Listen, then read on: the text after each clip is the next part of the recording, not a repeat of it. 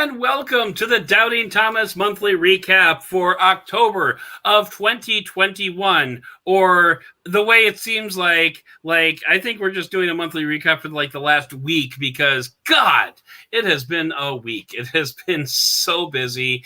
Like I don't even know what's even going on. Who is this guy next to me? Oh wait, it's co-producer Cliff Thomas. How you doing, Cliff? What is life? I don't know anymore. It is. It's been a lot. It's just been a lot. Like professionally speaking, personally speaking, I wrote 2 reviews this month with 4 days with the device. I mean, like it was just. Oh my god, it's been crazy, and yeah, it's just been a bitch. So it's really I'm just gonna say it's been a bitch. So yeah, there's been a lot that's been going on here. Cliff, I mean, like, how you doing? I mean, like, let's just get the pleasantries going Yeah. there. How you been? Uh, I think I feel about the way you do. It just I have so much going on with my day to day Hmm. job that is going to hopefully. I mean, we're coming up on our slow season in the first quarter, so I think it's going to give me some time to be creative. Yeah, exactly. Right. Fingers crossed. Fingers crossed for those who weren't watching the video of this, but yeah. So that is the projection anyway. So I sort of I see the light at the end of the tunnel.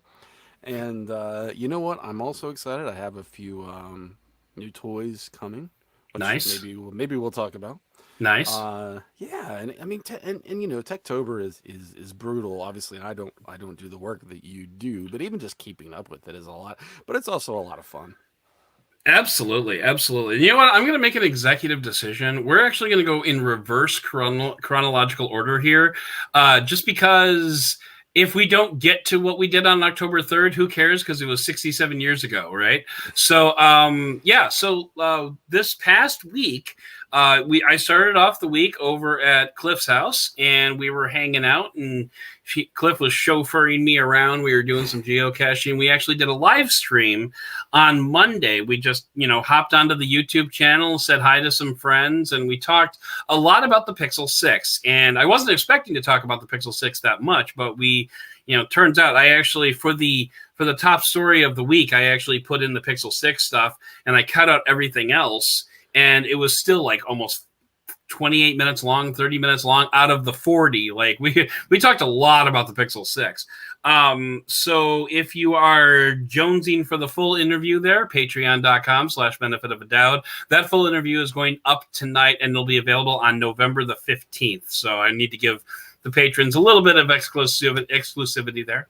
But anyway, but we were talking a lot about the Pixel 6 because I was in the process of reviewing it for LifeWire, and I want to take the opportunity to clarify a couple of things that we said on the live stream, because the live stream happened like 3 days after I had the phone in hand, and some changes have been made since then. One thing that in particular that I wanted to mention was the zoom on the Pixel 6. Now, on the live stream, I said that the Pixel 6 maxes out at a 7x zoom, and I was saying that I had some confidence that that was the cutoff. Like that's how far Google thought you would be able to get.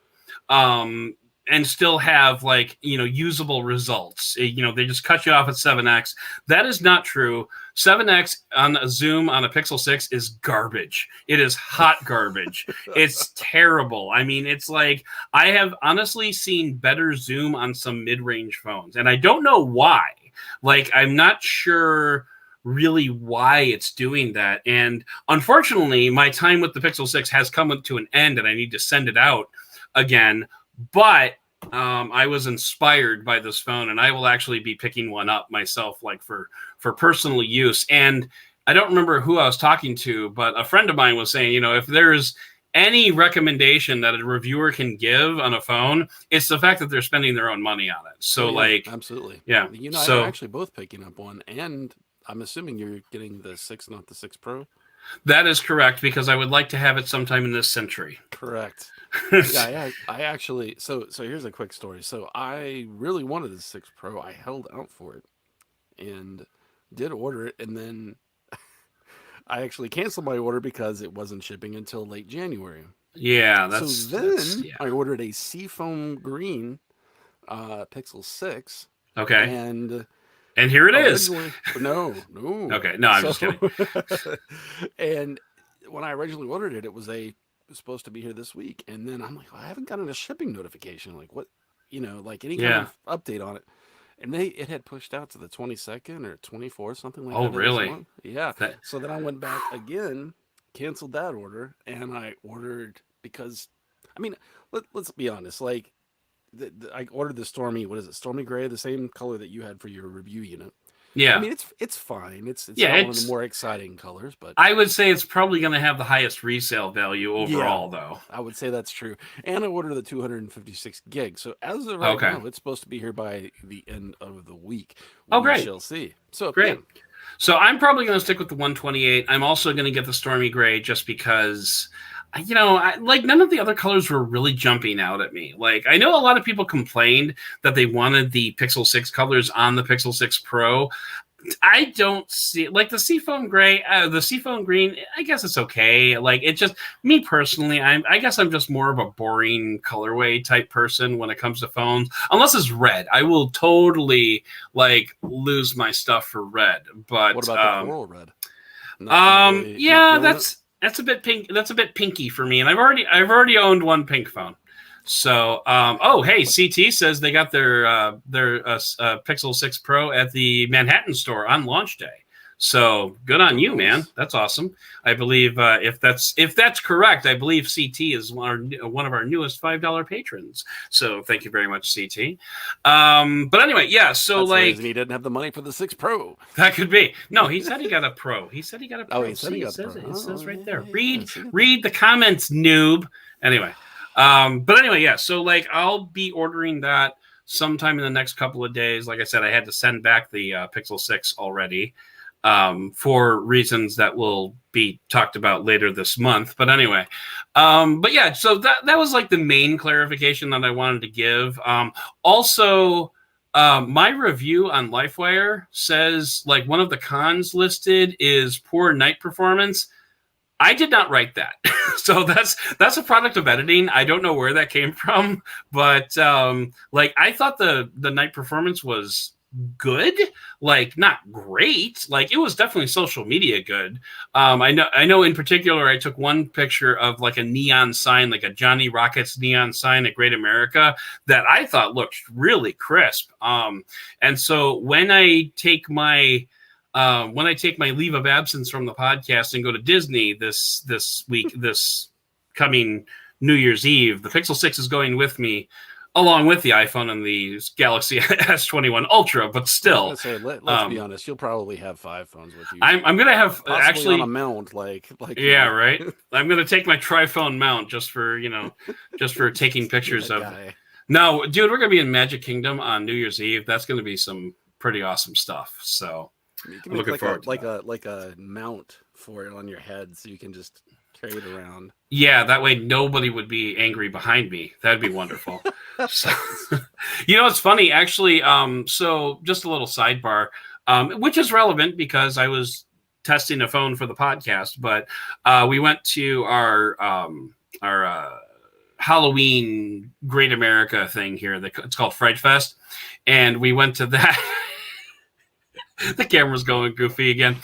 We went to that on Saturday, and they always have this like stage production, which will which to introduce the monsters, like when it's time for the and so like I found this place that I had a pretty decent view of the stage. I was going to capture some video footage with the phone that I was testing, and they had this like this parade float, come out and park right in front of me, and just stop.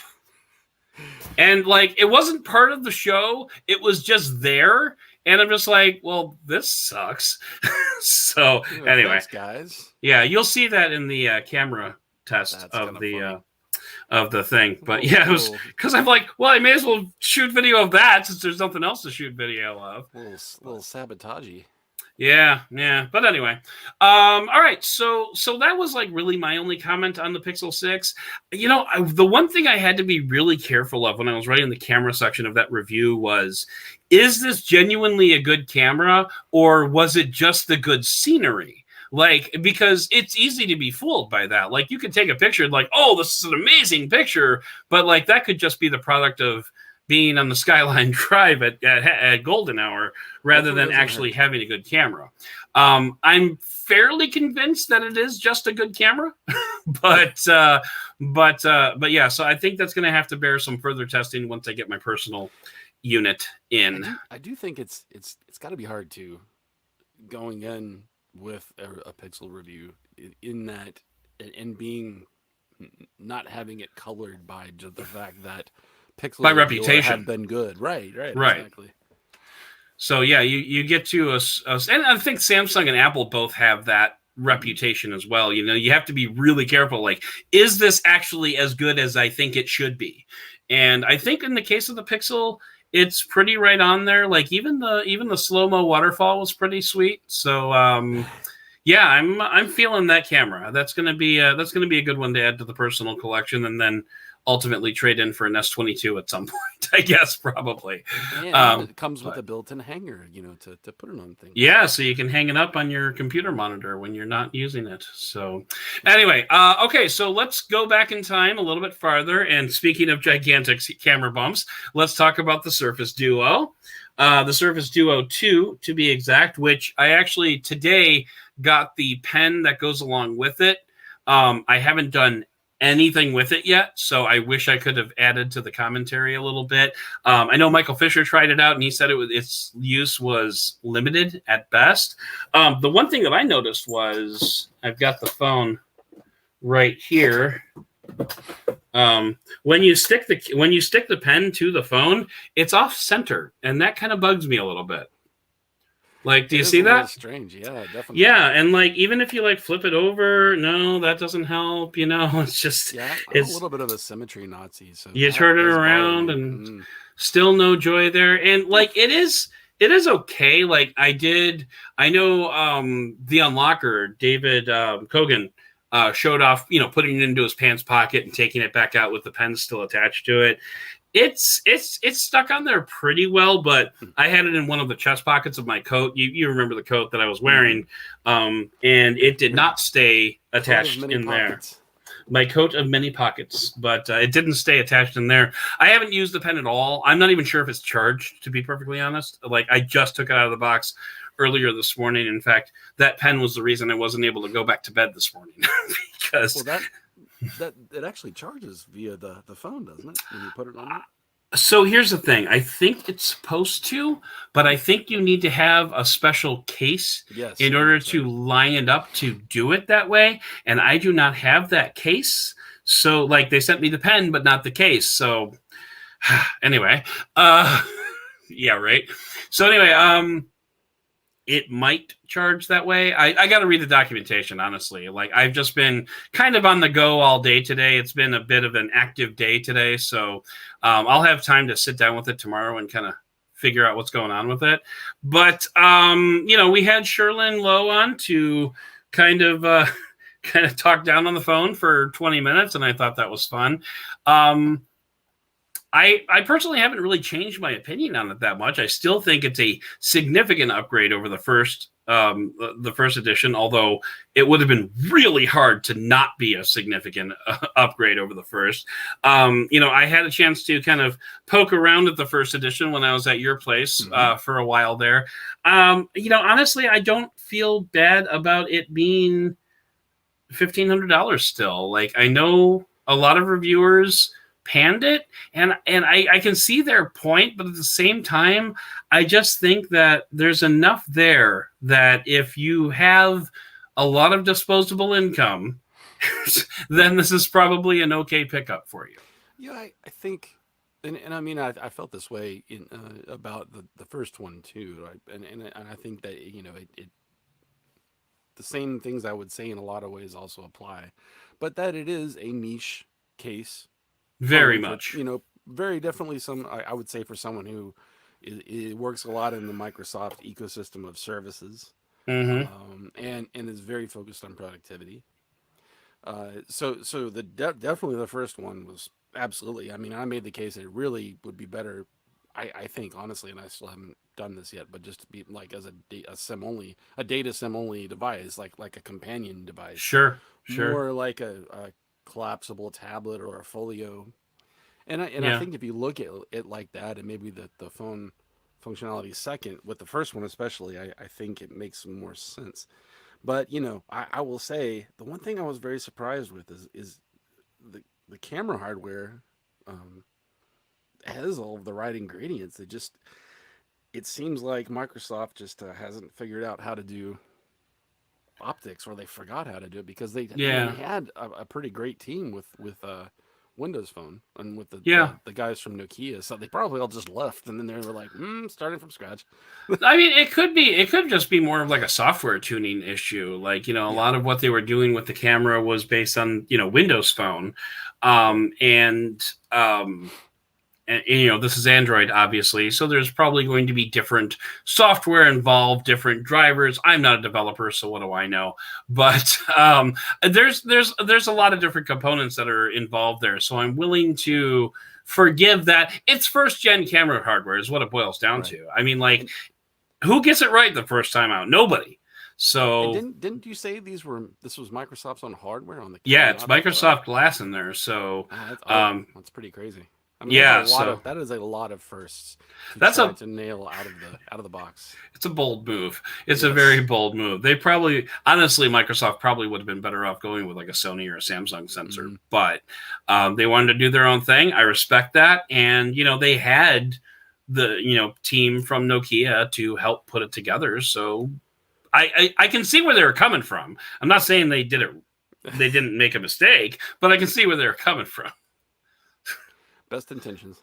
Yep, yep. So, all right, let's step back another week, and that week we went behind the scenes with Michael Fisher because why not? We can. So yeah, we did another entry in the behind the scenes series and talking about where Michael Fisher goes in order to take camera samples. It was not the Skyline Drive in Virginia, surprisingly, although maybe it should be because I think that would make an amazing road trip review for Most of the him. So, time when I'm doing a review, yeah, I don't go try it. on a boat.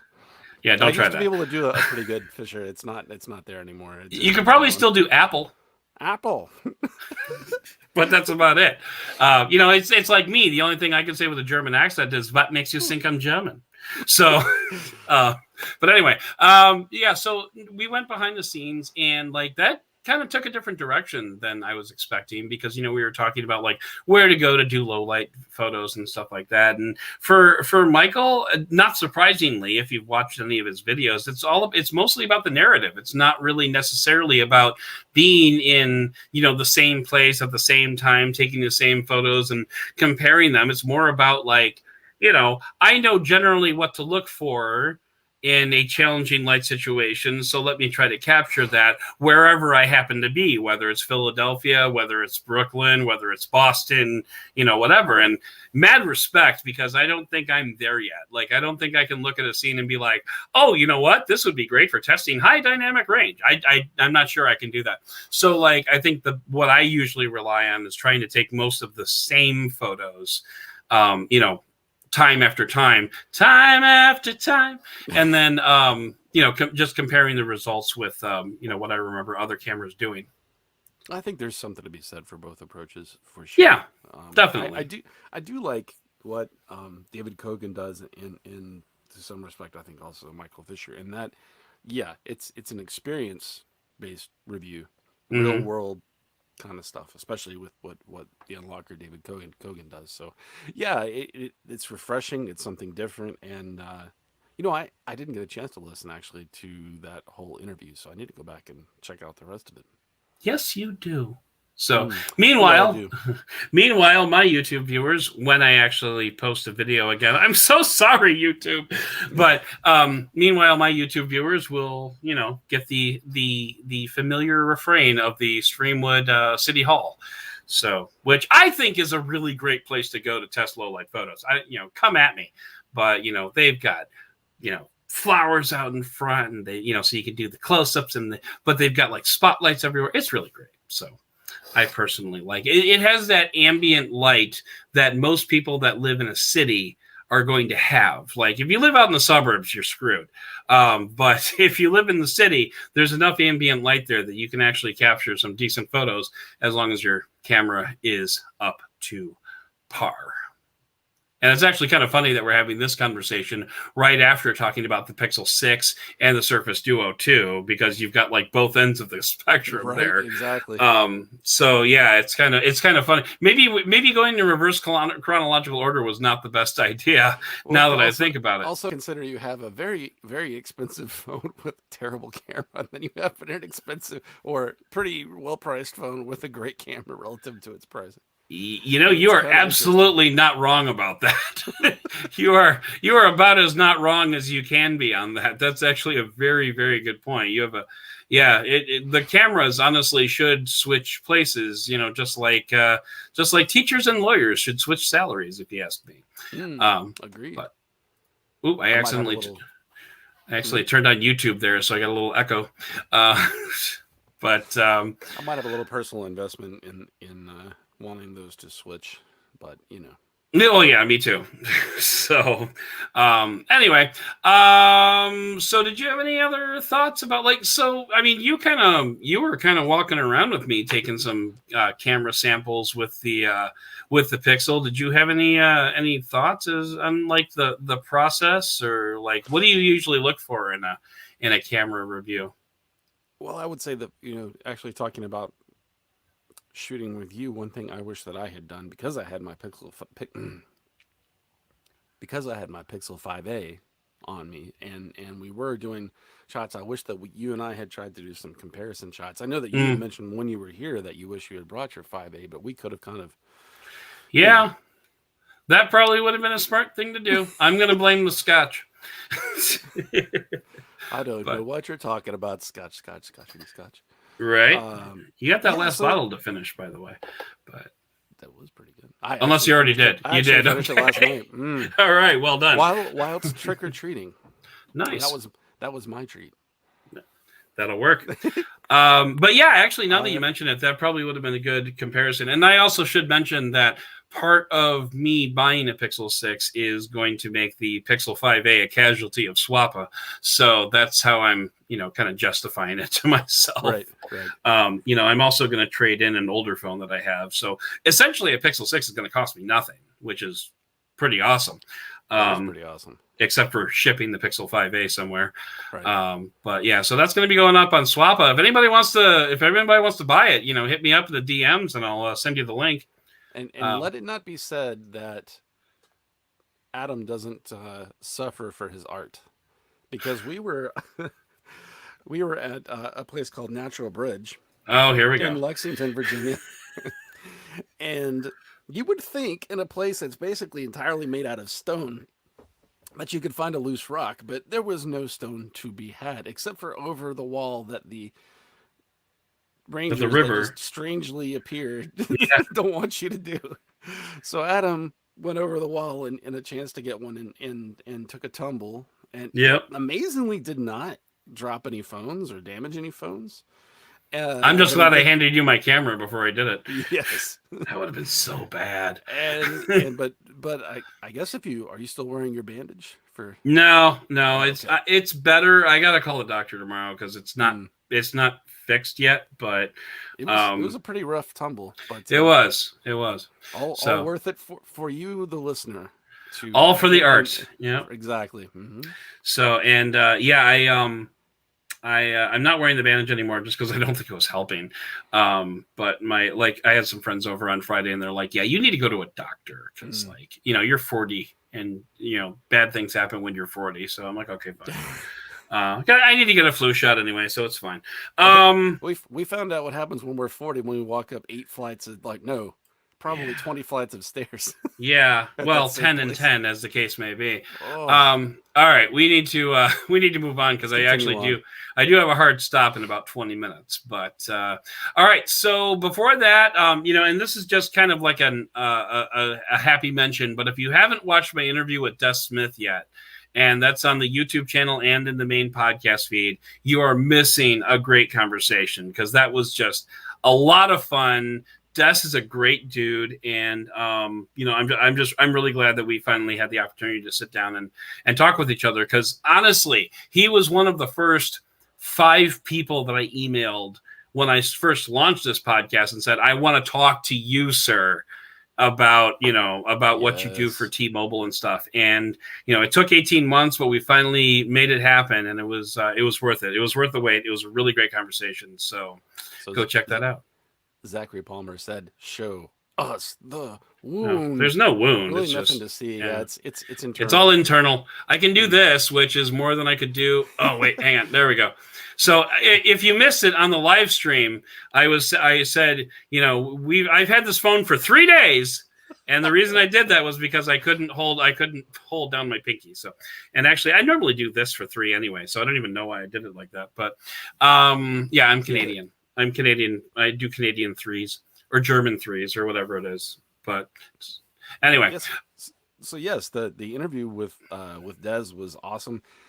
I didn't realize that he had that background in radio work and that he went all the way back to the what was it before it was the Sidekick? Doesn't matter, but the Danger. Well, it was the Danger and then something, but yeah, and it's interesting. The thing that he didn't elaborate on quite as much as I think is really interesting, because if you think all the people that came from Danger, Andy Rubin, Matias Duarte, so that's WebOS and Android, and I know there's more that have all since gone on to other and Pebble, like people went to Pebble and some other stuff too. So really just interesting. Danger's has affected our industry a lot in positive ways for the most part, and it's interesting that he got to work with them on. Somebody knocking? Yes, hold on. Clarissa, stop that. The webcam wants to see what's going on. What's going on? So it's interesting that Des got to kind of be have an early in with them and see the development of it. And of course, T-Mobile had that long history with the Sidekick, and then I guess and the first Android phone. Yeah, and the first assistant button, that was a cool thing. The Genius, I think it was Genius button was what they called it. But yeah, I mean, that interview happened 67 years ago, so it's kind of hard to remember. My God, it was so long ago. But actually, I mean, that interview was technically in September, so it was actually before October. But yeah, so fine. For those of you a little inside baseball here, Adam does typically, I think, have a few interviews in the bucket and content in the bucket. So when you're doing something like that, it's usually been recorded I would say at least 2 weeks prior. It's usually may not be edited a couple of weeks ahead of time, but it's recorded. So for example, the next Beyond a Doubt hasn't been recorded yet. I'm actually working with the guest now to figure out something, hopefully for this week. And then that'll be up on November 15th. And I got nobody for December yet, so we'll see. I've got a few ideas, though, so we'll figure something out. What if it's just me in different costumes? It could be. It could be. So,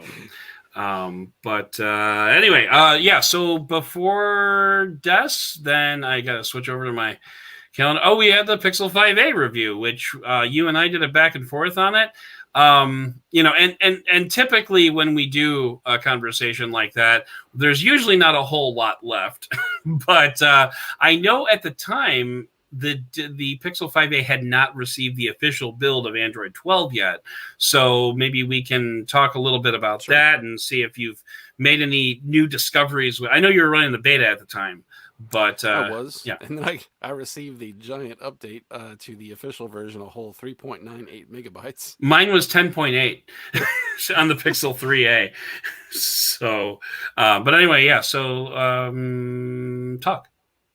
Well, so one thing that's interesting, that's just as an aside, real quick, is that supposedly the November security update, which was released, I think, if it's maybe just on downloadable as something you could sideload right now, or install the oh, of course I can't remember the software tool, but it's supposed to fix some of the bugs that Oh, nice. we've experienced with, which I mean, I would say the beta was one of the buggier releases I've used as a I would beta. agree. Right, and I mean you expect that, but yeah, it's definitely more stable since they've done the first release, and I'm hoping that this security update will make it even more so.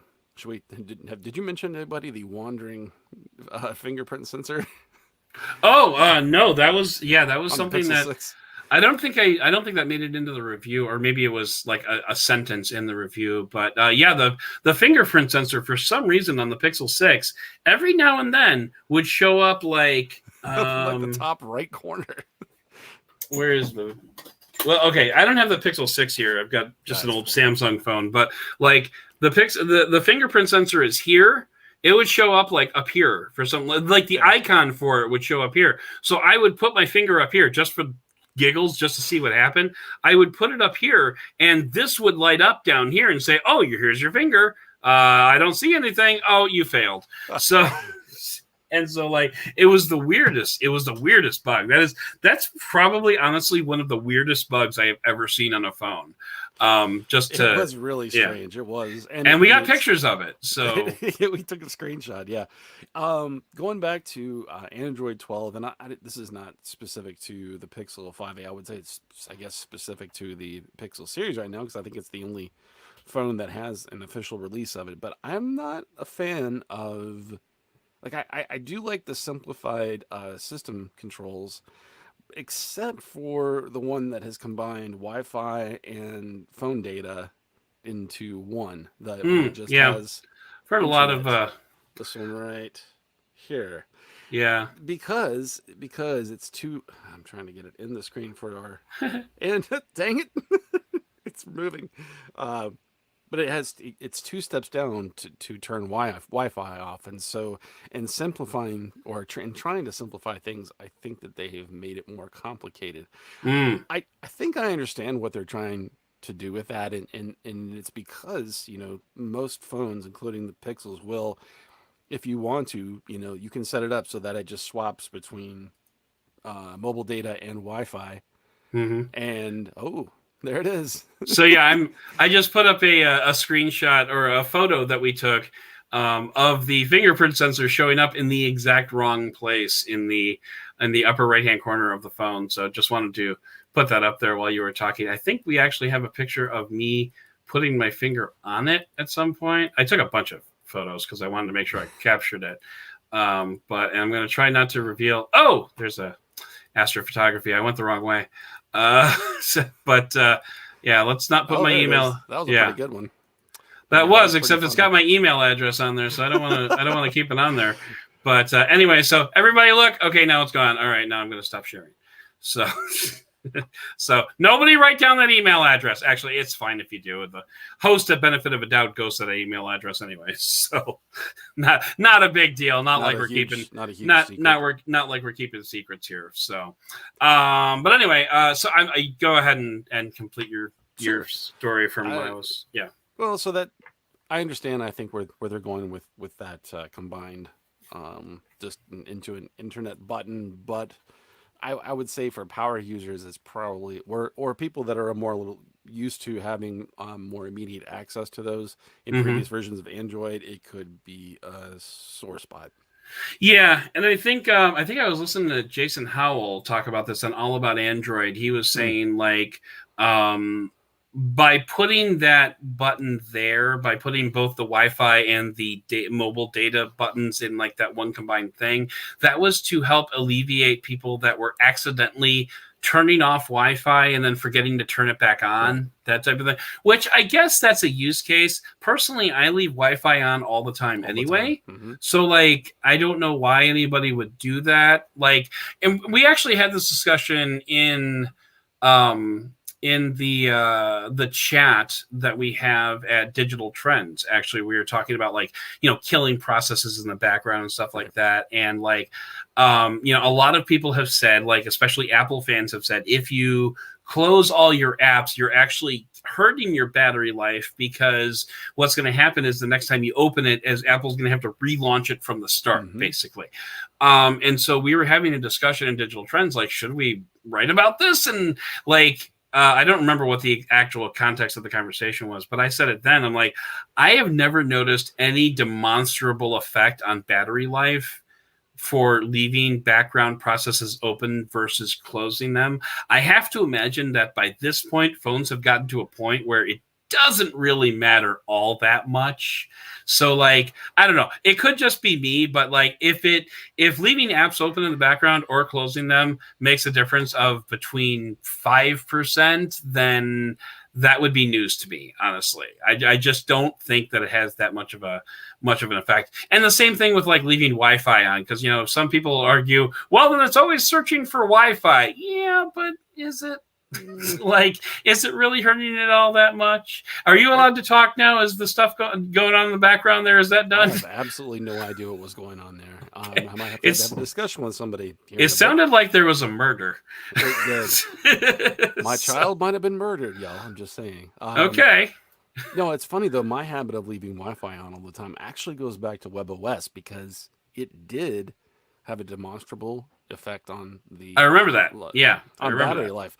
I cannot, because it's been like 11 years. Tell you why now, but right. It did. Yeah, I would say the thing that I find, I'd call it delightful about Android 12 is Material You.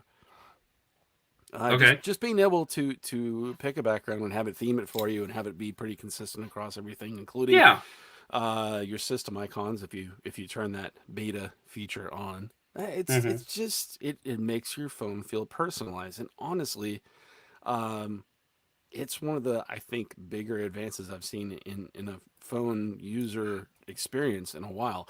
Even though it feels like such a small thing, it just makes the phone feel warm and fuzzy and friendly, and I like it. Okay. I get that. I'm anthropomorphizing my phone right now, but No, that's fine. All right, so we have 10 more minutes before my heart out, so I am going to take the opportunity to step back and thank our patrons for contributing the $5 tier or more.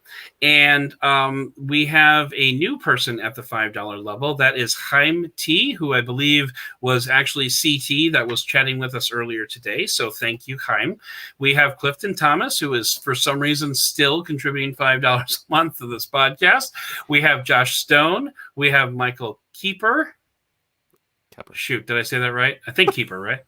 Oh, anyway, we have Neil Wilson, and we have Scott Brady, and finally Zach Palmer, who just left because he had to go eat dinner, and that is also the reason for my heart out at 7:15. So I'm so mad. I was going to tell him I had a chocolate frosty yesterday. I know. I had a chocolate frosty like 2 days ago. So, dos vidanya, Zachary Palmer. But anyway, so and then finally at the beginning of the month, which was 87 years ago, we had a look at the Apple Watch and the Amazon Showcase, which was like all of Amazon's stuff that they were releasing. I'm honestly more interested in the Apple Watch at this point. So, because I mean, Cliff, you saw it. I was wearing the Apple Watch the entire time that we were strolling around your little burg, and it hasn't lost its luster. I mean, honestly, I've been using it even more recently because I got a new device that will be reviewed for the podcast probably in a few weeks. I got a little thing from Anchor and the Soundcore team, and I'll give you a hint. Aha. So anyway, and what I have found is that while the play and pause feature on that item is not awesome, having a play and pause on my wrist is amazing. So like nice. I can just pop on those headphones, and I can hit the podcaster Pocket Cast button, and I can pick from any of my downloads or my up next or now playing or anything I want, and I could just start playing it. And it's so much more functional than anything on Android Wear. I'm sorry, Android Wear, but you suck badly. You suck really, really badly. Samsung, you also suck really, really badly. Fitbit, you suck. Xiaomi, you suck. What other? Wise Watch, you suck. Like, what other watches have we talked about on this podcast? Honestly, whatever watch you have, it sucks. I'm sorry, unless it's an Apple Watch. I wonder how much better Samsung's Tizen watches would have been if they had more app support. Maybe. And like, and I'll be honest with you, before I got the Apple Watch, I would have said, what are you talking about apps for? You don't need apps on a smartwatch, you noob. You're just trying to be an Apple apologist. No, you absolutely need apps on a watch. You need a functional user interface on a watch, and it has to be more than just play pause with what happens to be already playing on your phone. Like I said, I can launch a brand new podcast off my watch if I need to. I can arm my home security system with my watch if I need to. And like, all of this is stuff that I don't have to take out my phone for. Is it easier than using my phone? No. But if my phone is in my backpack in the backseat of my car, then it's a lot easier.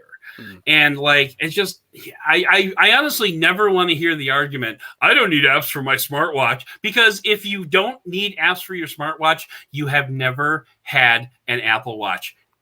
Full stop. That's it. Something else, I think I do have a little FOMO, I will say, after not just talking to you, but just talking to everybody that has an Apple Watch. And once I saw yours, I was like, I'm going to talk to you, because I know ton of people at work that have them and around, and it really, I've come to the conclusion that basically, if you don't have app supported, if you don't have an Apple Watch, everything else is basically a glorified fitness tracker. If it's not a fitness tracker, it's a fitness tracker that's trying to be smart, and it really isn't that great at it. Right. I mean, I don't know how else to say it. It's just the gulf of functionality between anything else is honestly kind of sad. It really is. They have, not even kind of. It is sad. 5 effing years of waste that they could have at least caught up somewhat, and it's just not there. And not to mention, I don't remember the actual timelines, but Android Wear came out like 3 years before the Apple Watch. So it's not 5 years, it's 8 years. It's right, exactly. It was 2013 was the first Moto 360, if I remember correctly. Well, I'm just waiting for Android Wear to be renamed Hangouts and then be killed. I mean, seriously, it's embarrassing. It really is embarrassing. Like, how big now credit where it's due. Samsung is doing some cool stuff with like BMI index and like, body mass measuring and stuff like that, which is important data. It's important data that you need to have.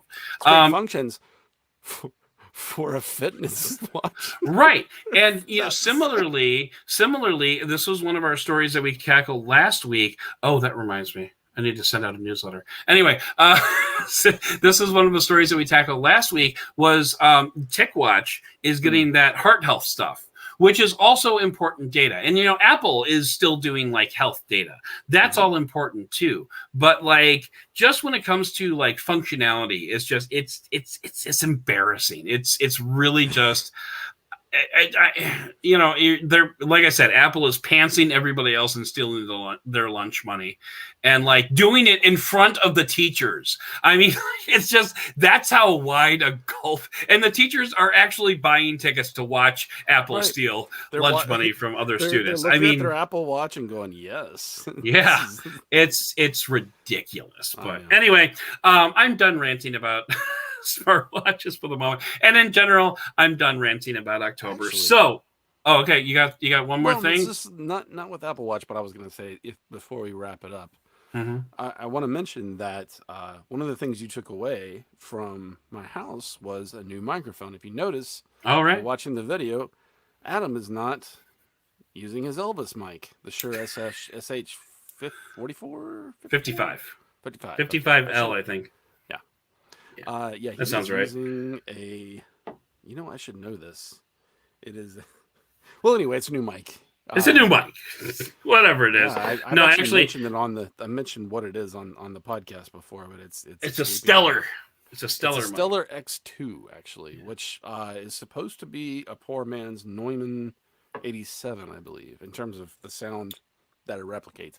Okay. The reason I'm bringing this up, I mean, it's cool to have a new toy, but you as the listener can tell us how you like the sound, because I don't know that Adam Yeah. has a strong opinion one way or the other yet, but I don't, and I also have like a dozen years of playing in a band that has destroyed my hearing, so like all subtleties are completely lost on me.